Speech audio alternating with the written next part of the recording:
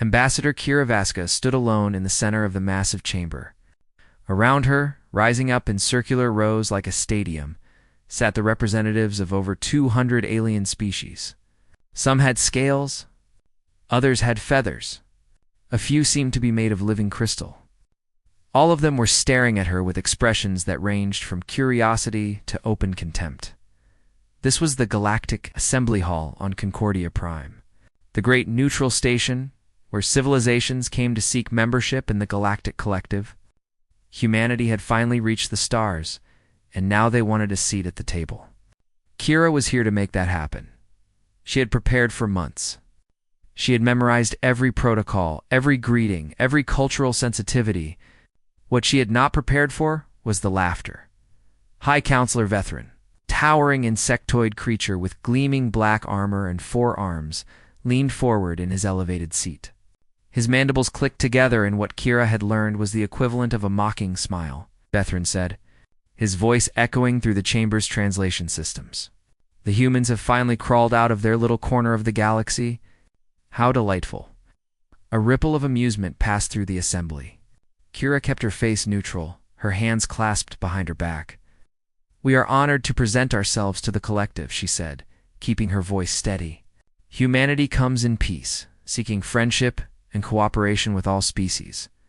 "Friendship," repeated a delegate from the second row. This one was a tall, willowy creature with pale blue skin and large black eyes. "How touching. Tell me, human, how long did it take your species to achieve faster-than-light travel?" Kira hesitated for only a moment. "Approximately 300 years from our first powered flight." The chamber erupted in laughter. The blue-skinned delegate shook her head in disbelief. 300 years? My species achieved it in 40. The Vethkai did it in 60. She gestured toward Vethrin, who clicked his mandibles again in acknowledgement. "Spispasaz, remarkably slow," Vethrin said. "But then again, what can one expect from soft-skinned primitives?" More laughter. Kira felt heat rising in her cheeks, but she forced herself to remain calm.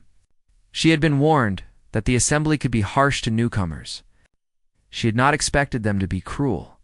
A small, furry delegate near the back raised a paw. "I have reviewed the biological data on humans. They have no natural armor, no venom, no echolocation. Their night vision is practically non-existent." The creature made a chittering sound that the translator rendered as amusement. How did they even survive long enough to build a civilization? "Perhaps their planet was very gentle with them," another delegate suggested. "A nursery world, where nothing threatens and resources are plentiful." The assembly seemed to find this hilarious. Several delegates were openly wiping tears from their various eyes and optical organs. Vethrin raised one of his 4 arms for silence. The laughter slowly died down. He fixed his compound eyes on Kira with an expression of bored superiority. "It's very well, human," he said. "We have had our amusement. Now, before we vote on your application, there is the matter of planetary classification. Standard protocol requires that your homeworld be formally categorized." He waved a dismissive arm. "Archivist Solemn, please handle this formality so we can conclude these proceedings." From a shadowed alcove at the edge of the chamber, a figure emerged. Kira had not noticed him before, which was strange because he was impossible to miss. Solemn was ancient. That was the only word for him. His species, the Archivists, were among the oldest in the galaxy. They kept the records. They maintained the histories. They classified worlds. Solemn moved slowly to a console at the edge of the chamber. His long fingers, thin as twigs, danced over the controls.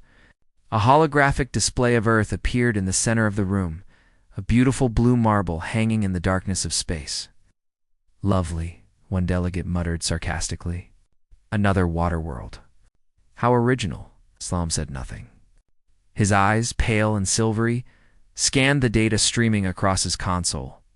Kira watched him, noting the slight furrow that appeared on his brow. Then his fingers stopped moving. The chamber was growing restless. Delegates were whispering to each other, clearly ready to move on to the vote that would likely reject humanity's application. "Archivist," Vethrin said impatiently. "We are waiting. What is the classification?" Solemn did not respond immediately. Instead, he entered a new sequence of commands. The holographic Earth rotated slowly, displaying various data points. Weather patterns, geological activity, atmospheric composition. Archivist Solemn Vethrin repeated, his tone sharpening. The classification, if you please. Solemn finally looked up. In the thousands of years that members of the Assembly had worked with the archivists, no one had ever seen one of them display emotion. They were famous for their absolute neutrality, their complete detachment. So when Solemn turned to face the Assembly with something that looked very much like fear in his ancient eyes, the entire chamber fell silent. "I need to verify this data," Solemn said quietly. "Verify what?" Vethrin demanded. Solemn's fingers moved again. New data streams appeared. Cross-references. Historical records. Comparison charts. He ran the analysis once, twice, 3 times. The silence in the chamber grew heavy. Even the delegates who had been laughing moments ago were now watching the archivist with growing unease. Finally, Solemn turned away from his console. He looked at Kira with an expression she could not read. Then he looked at the Assembly. "I have completed my analysis," he said, his voice barely above a whisper. "I have verified the data 7 times. There is no error." "Well," Vethrin snapped, "what is the classification?" Solemn drew a long, slow breath. In 10,000 years of service, he had classified over 50,000 worlds. He had seen paradise planets in barren wastelands. He had documented worlds of eternal storms and worlds of endless night. He had never seen anything like Earth. "The planet designated Earth," he said slowly. "Home world of the human species is hereby classified as a level 8 death world." The words hung in the air like a death sentence. For a long moment, no one moved. No one breathed. Then chaos erupted. Delegates were shouting, rising from their seats, demanding explanations. Vethrin was slamming his arms against his console, calling for order. A crystalline delegate in the front row had gone completely dark, apparently having fainted from shock through it all. Kira stood motionless in the center of the chamber. She did not understand what was happening, but she understood one thing very clearly. Whatever level 8 meant, it had changed everything, and in the chaos of the Assembly. Old Solemn, the archivist, caught her eye. He leaned toward his colleague, his voice barely audible over the shouting. "This cannot be correct," he whispered. "Run the analysis again?" His colleague shook his head. "I already have. 6 times. The data is accurate." Solemn looked back at the human standing alone in the center of the chamber. A small, fragile-looking creature with no armor, no claws, no venom. A creature from a world that, by all logic, should have killed her species 1,000,000 times over, and yet there she stood. "What are they?" Solemn whispered to himself. It was a question the entire galaxy would soon be asking. The emergency session of the Galactic Assembly was called for the very next day. Word had spread quickly through the station. Every delegate was present. Every seat was filled. The viewing galleries, normally empty, were packed with curious observers from dozens of species. They had all come to hear about the humans. Kira Vasquez stood in the same spot as before. But everything else had changed. Yesterday, the delegates had looked at her with contempt and amusement. Today, they looked at her with something else entirely. "Fear?" High Counselor Vethrin called the session to order. His voice was not as confident as it had been yesterday. His mandibles did not click with mockery.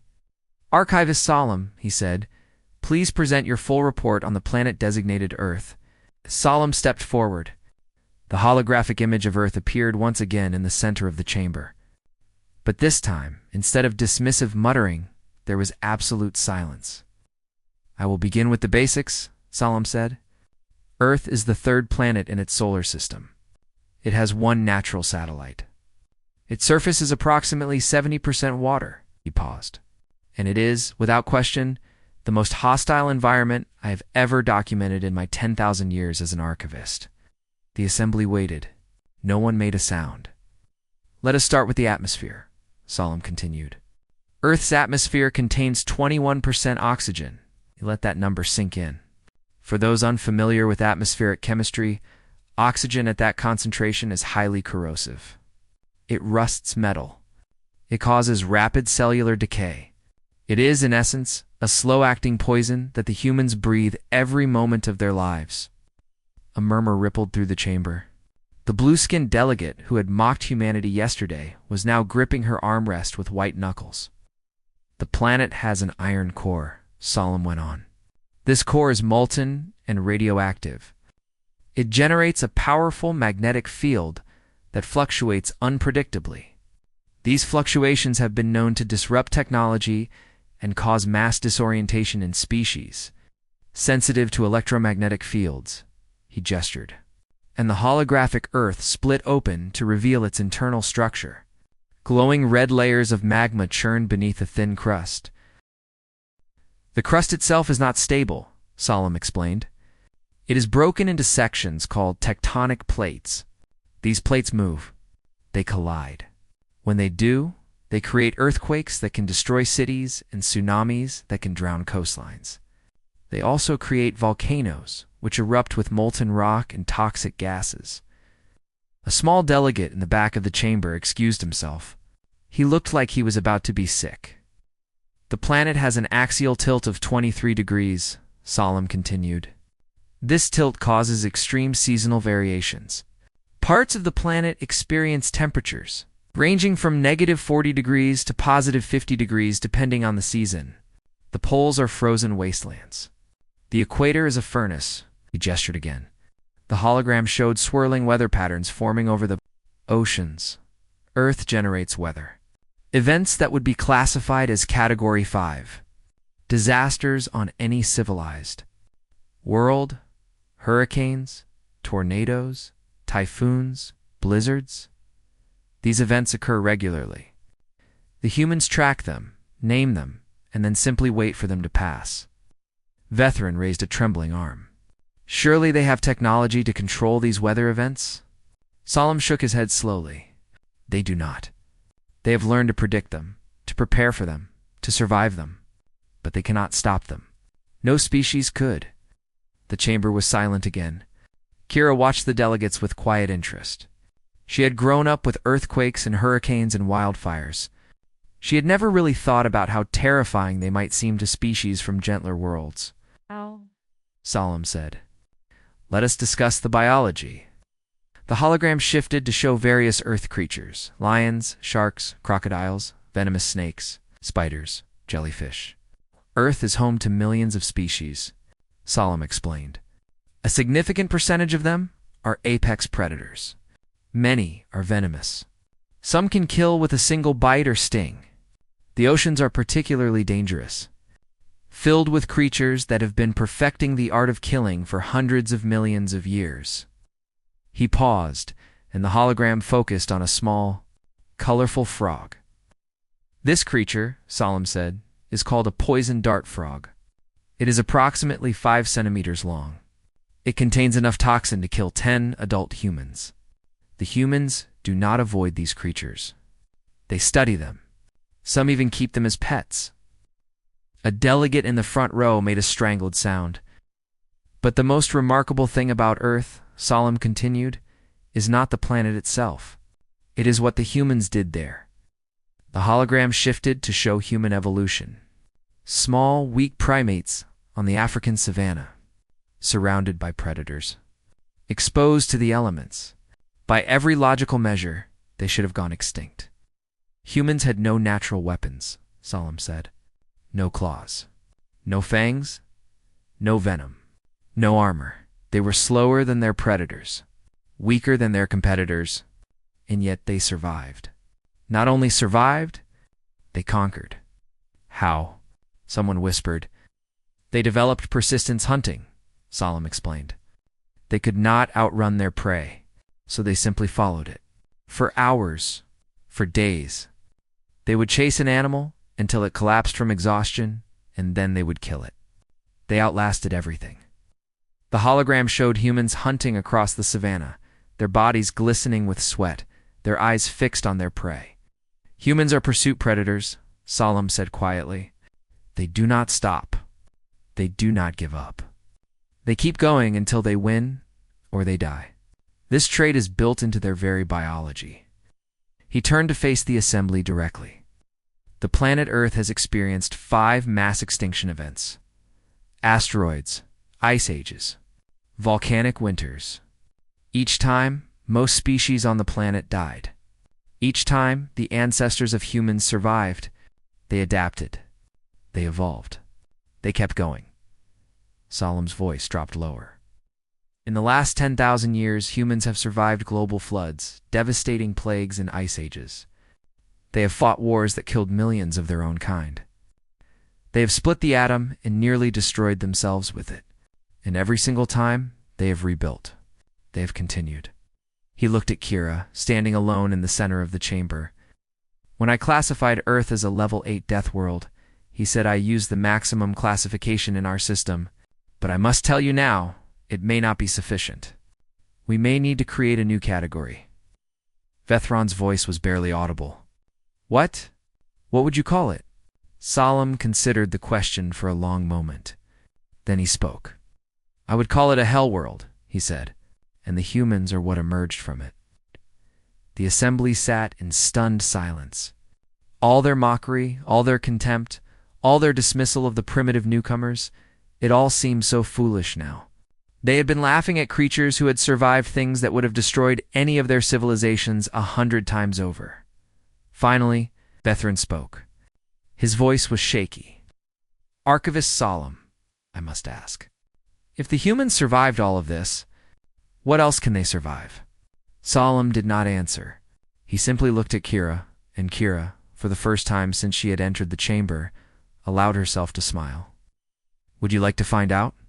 She asked. The question hung in the air, and somehow, it sounded less like an offer and more like a warning. The delegation ship descended through Earth's atmosphere, and High Counselor Vethron gripped his seat with all 4 arms. The turbulence was unlike anything he had experienced. The ship shook and rattled as it passed through layers of wind, and whether that would have been considered dangerous on any civilized world, this is normal. Ambassador Kira Vasquez assured him from across the cabin. Just a bit of atmospheric disturbance. Vethron did not feel assured. Neither did the other delegates who had volunteered to verify the archivist's classification. There were 6 of them in total, representing some of the most powerful species in the collective. All of them had insisted that the data must be exaggerated. All of them had demanded to see Earth for themselves. Now, as the ship touched down in a place the humans called Brazil, Vethron was beginning to regret his insistence. The doors opened, and a wall of heat and humidity hit the delegation like a physical force. Vethron staggered backward. His exoskeleton was designed for temperature regulation, but this was beyond anything it was built to handle. Welcome to the Amazon rainforest, Kira said cheerfully.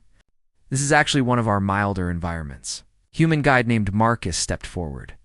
He was a young man with dark skin and an easy smile. He wore lightweight clothing and carried a pack on his back. If you will follow me, Marcus said, we will begin the tour. The delegates followed, though several of them were already struggling. The crystalline delegate, whose species came from a cold desert world, was turning an alarming shade of gray. The blue-skinned delegate was gasping for breath in the thick, wet air. They had walked for less than an hour when the first incident occurred. A small insect, no bigger than a human fingernail, landed on the arm of a delegate named Thorn. Thorn was a large, muscular creature with leathery skin that could stop most projectile weapons. He swatted at the insect casually. Then he screamed. Marcus turned around. Ah, he said, examining the red welt rising on Thorn's arm. Bullet ant. Nasty sting. We should get some antihistamines on that. What is happening? Thorn gasped. His arm was swelling rapidly. What kind of insect was that? It is called a bullet ant because its sting feels like being shot, Marcus explained calmly. Do not worry. The pain will pass in a few hours. Probably. Thorn had to be helped back to the ship for medical treatment. They pressed on.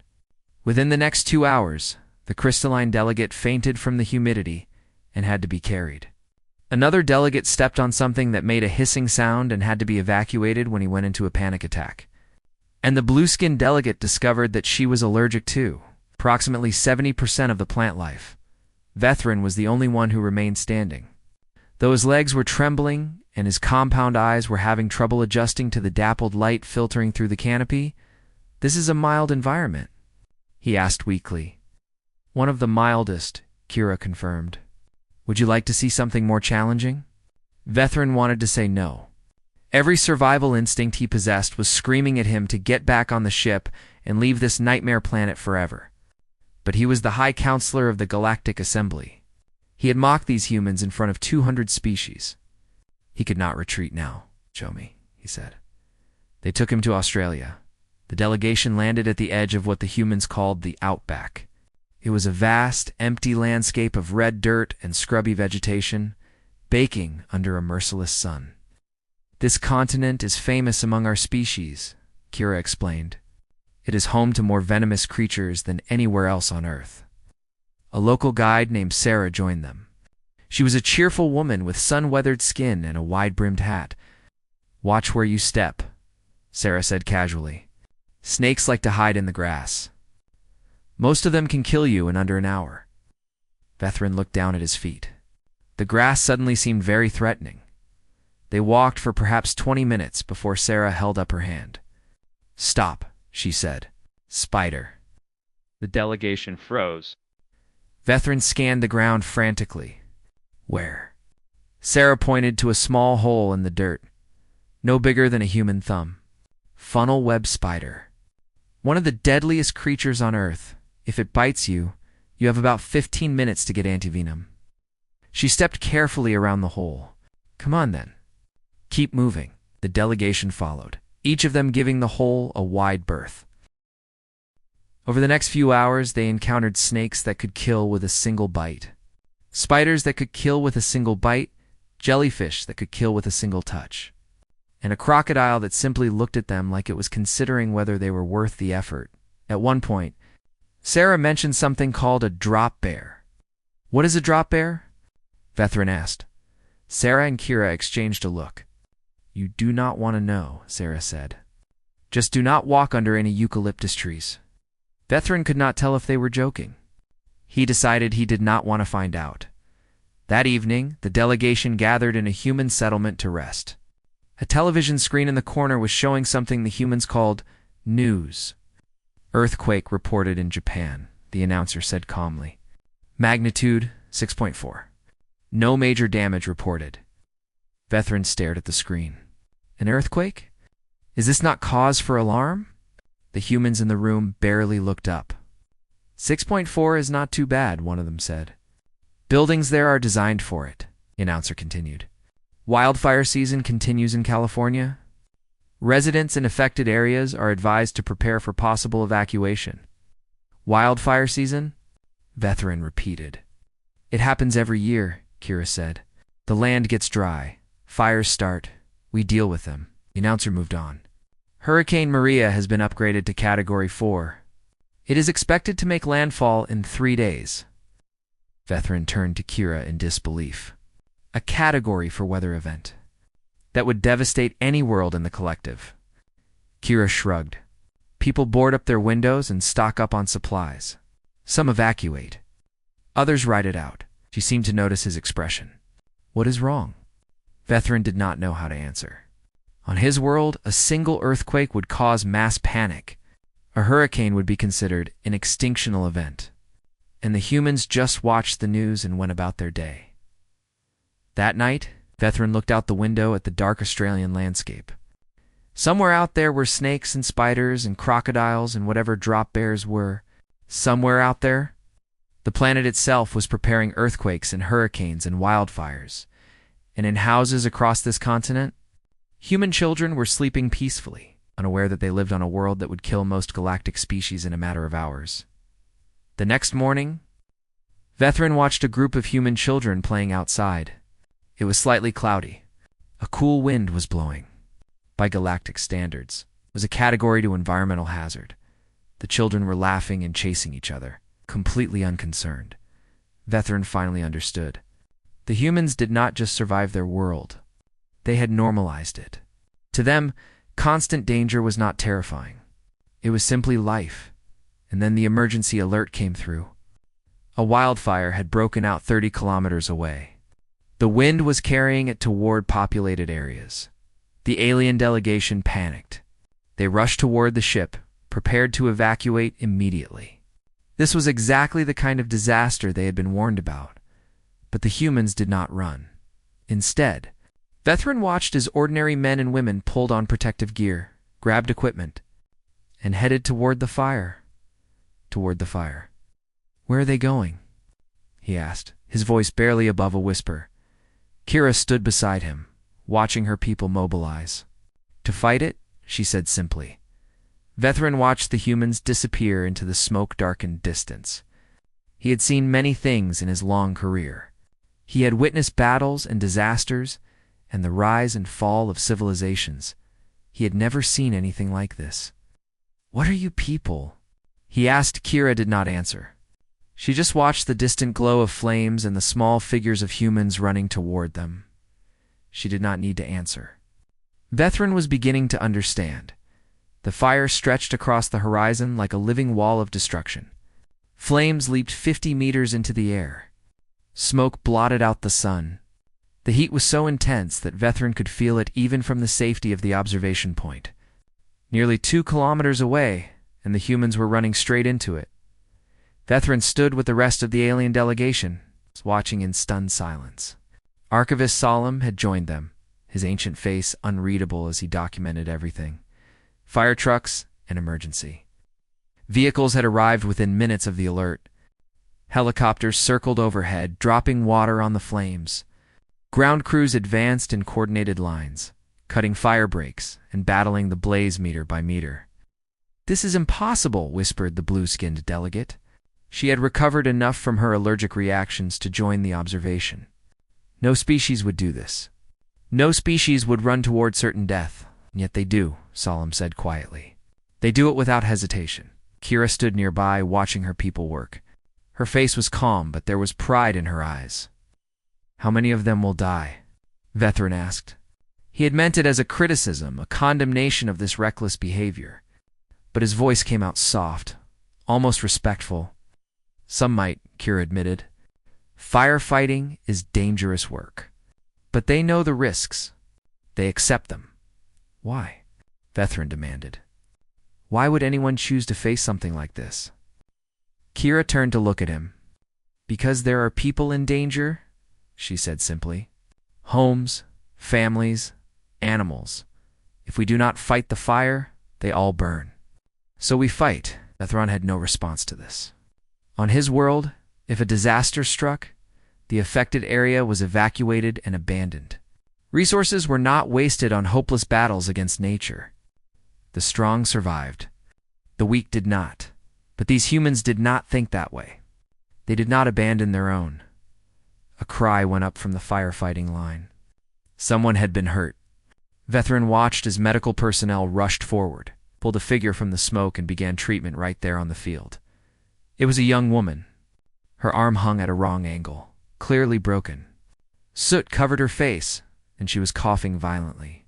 The medics worked quickly, stabilizing her, treating her burns, setting her arm in a temporary splint, and then something happened that Vethrin would remember for the rest of his life. The young woman pushed herself to her feet.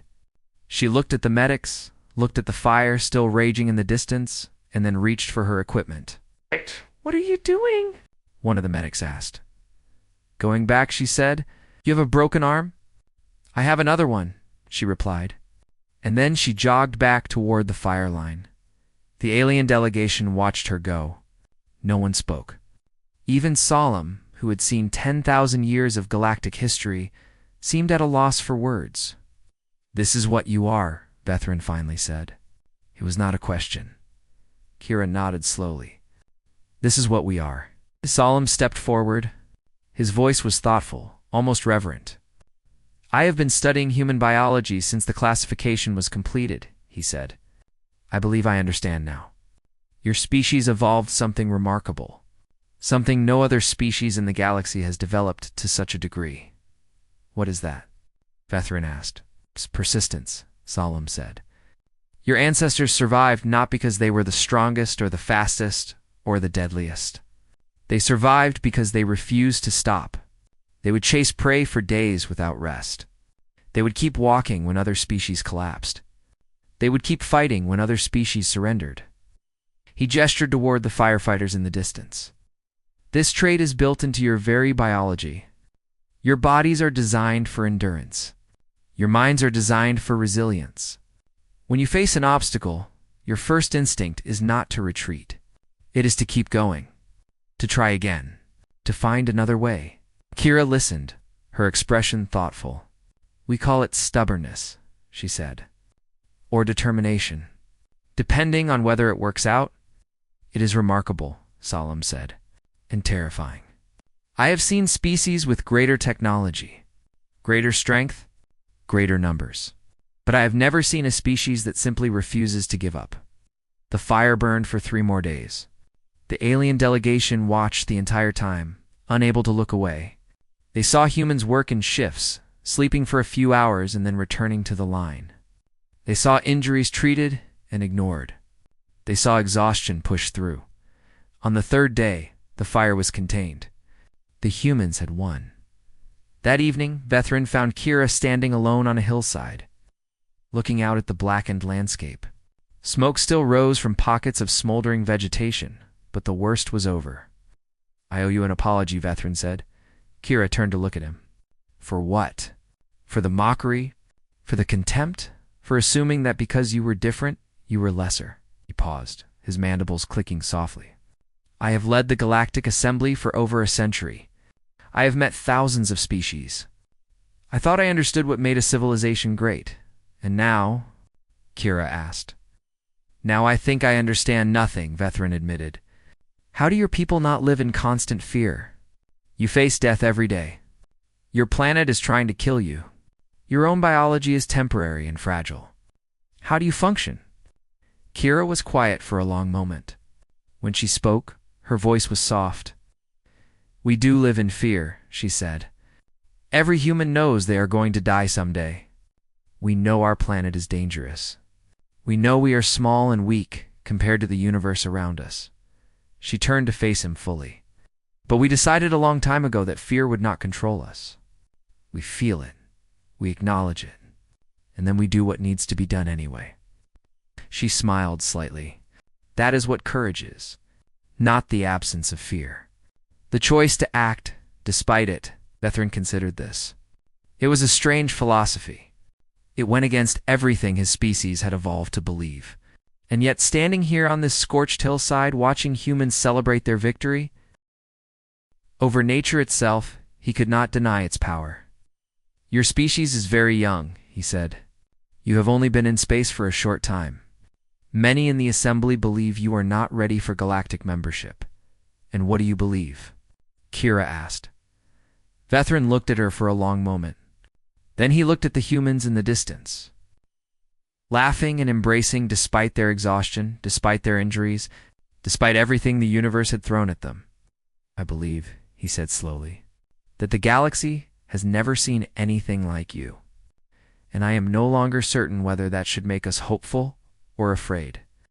Before Kira could respond, her communicator beeped. She glanced at it, and her expression changed. What is it? Vethrin asked. Kira looked up at him. Her eyes were serious now, all trace of humor gone. Emergency transmission from the Galactic Council, she said. A colony world is under attack. Something called the Scourge. Vethrin felt his blood run cold. The Scourge. He had hoped never to hear that name again. They were predators, destroyers, a species that existed only to consume. They had annihilated 12 civilizations. No one had ever stopped them. The Council is calling an emergency session, Kira continued. They are asking ... She paused, reading the message again, as if she could not believe it. They are asking if humanity would be willing to help. Vethrin stared at her. The same assembly that had mocked humanity just days ago was now asking them for help. It seemed impossible, but as he watched Kira's face, he saw something he recognized. It was the same expression he had seen on the firefighters running toward the flames, the same expression on the young woman with the broken arm. It was determination, Kira said quietly. It seems you are about to find out what humans can really do. The Galactic Council chamber was silent when Ambassador Kira Vasquez stepped to the podium. Every seat was filled. Every eye was fixed on the human delegate who, just 1 week ago, had been laughed out of this very room. No one was laughing now. Colony World Tethys 7 is under attack, High Counselor Vethrin announced, his voice heavy. The Scourge have destroyed the orbital defenses. Ground forces are overwhelmed. Estimated civilian population is 400,000. Without immediate intervention, total loss is expected within 48 hours. A murmur of despair rippled through the assembly. The Scourge had attacked 12 worlds. 12 worlds had fallen. No species had ever successfully defended against them. Vethrin turned to Kira. Humanity is the newest member of this collective. You have no obligation to us. We mocked you. We dismissed you. We treated you with contempt. He paused. And yet we find ourselves turning to you now. Ambassador Vasquez, will humanity help? Kira looked at the faces around her. She saw fear. She saw desperation. She saw a species who had considered themselves superior now, begging for assistance from the primitives they had laughed at. She could have demanded apologies. She could have set conditions. She could have turned away. Instead, she opened her communicator and sent a single message back to Earth. We are already mobilizing, she said. Our ships launched 2 hours ago. The assembly erupted in murmurs of disbelief. Vethrin stared at her. You began mobilizing before we even asked. Kira shrugged. We heard the distress signal. People were in danger. We did not need to wait for an invitation. The human fleet arrived at Tethys 18 hours later. Vethrin had insisted on joining them as an observer, along with Archivist Solemn. Both of them stood on the bridge of the human flagship, watching through the view screen as the planet came into view. It was burning. The Scourge ships surrounded the world like a swarm of insects. They were organic vessels, grown rather than built, with hulls that seemed to pulse with dark life. Weapons fire flickered across the surface of the planet below. The human admiral, a gray-haired woman named Chen, studied the tactical display. Her face was calm. Her voice was steady. All ships, this is Admiral Chen. You know why we are here? You know what we face? The Scourge have never been defeated. She paused. They have never faced us. Battle stations. All hands prepare for combat. The human fleet moved forward. Vethrin had expected hesitation. Fear, perhaps. Even retreat when they saw the size of the Scourge armada. Instead, he watched the human ships accelerate toward the enemy without a moment of doubt. They are not afraid, Solemn observed quietly. Admiral Chen glanced at them. We are terrified, she said honestly. But there are 400,000 people down there. Fear is a luxury we cannot afford. The battle was unlike anything Vethrin had ever witnessed. The Scourge were savage and relentless. Their ships crashed into the human line with animal ferocity. They did not fight with strategy or tactics. They simply attacked, overwhelming their enemies with numbers and savagery. It had worked against every species they had faced before. It did not work against the humans. The human ships held formation. When one vessel was damaged, others moved to cover it. When a section of the line was pushed back, reinforcements arrived to stabilize it. They did not break. They did not scatter. They endured. And while the warships held the line, something else was happening. Vethrin noticed smaller ships breaking through the chaos, diving toward the planet's surface. What are those? He asked. Rescue teams, Admiral Chen replied. The colonists need to be evacuated. Vethrin stared at her. You are running rescue operations during a battle? The battle is why we need rescue operations, Chen said simply. Down on the surface. Human soldiers were doing what humans had always done. They were running toward danger, not away from it.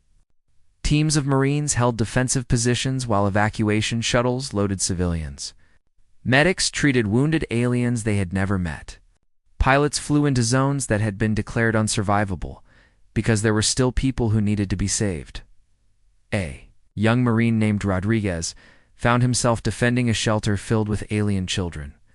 The Scourge were closing in. His ammunition was running low. His squad had taken casualties. The logical thing to do was retreat. Save himself. The shelter was probably lost anyway. Rodriguez did not retreat. He dug in, found cover, and kept fighting. When his rifle ran dry, he used his sidearm. When his sidearm ran dry, he used his hands.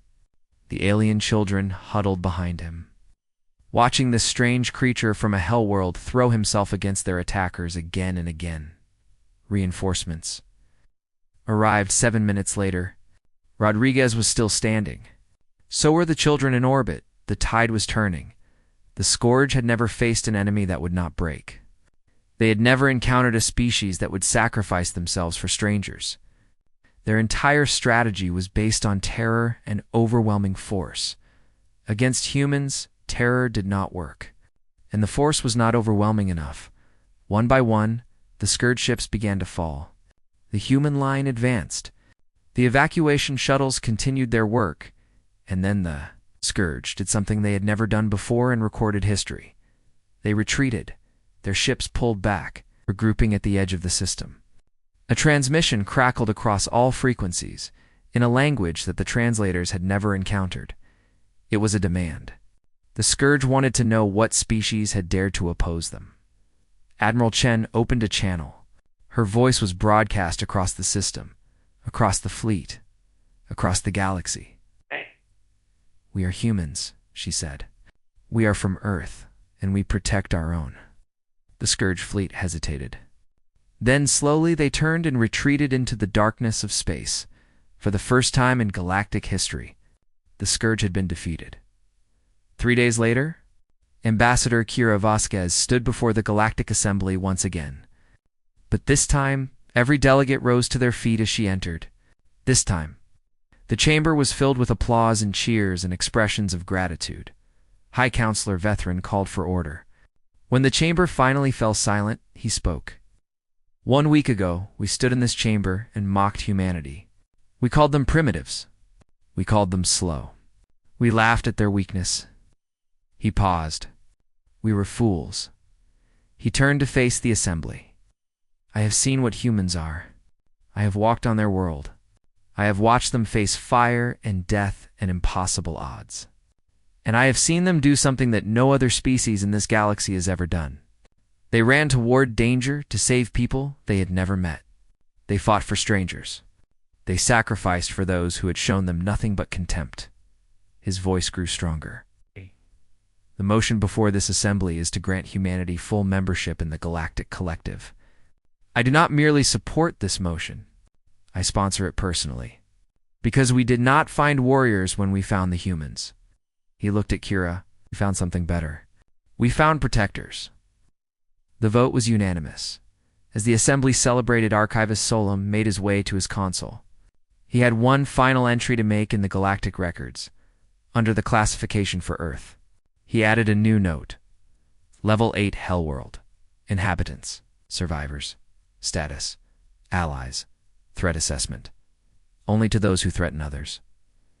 He paused, then added one more line. Recommendation. Never underestimate. Never mock. And never, under any circumstances, give them a reason to fight. Solemn saved the entry and looked across the chamber at the human ambassador, surrounded by delegates who were now eager to call her friend. Such small creatures, he thought. Such fragile bodies. Such short lives, and yet they had just changed the course of galactic history. He smiled, an expression he had not used in 3,000 years. The galaxy would never be the same. And perhaps,